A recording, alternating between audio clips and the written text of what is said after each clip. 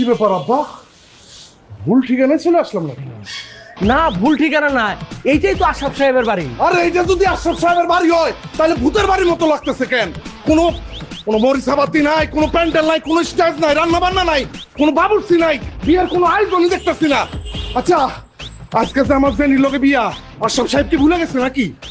ও ভাই, ও আব্বা, আমার মনে হয় কি এই বাড়িতে কেউ মারা গেছে, এই জন্য এই বাড়িতে কোনো বিয়ের আয়োজন হয় নাই।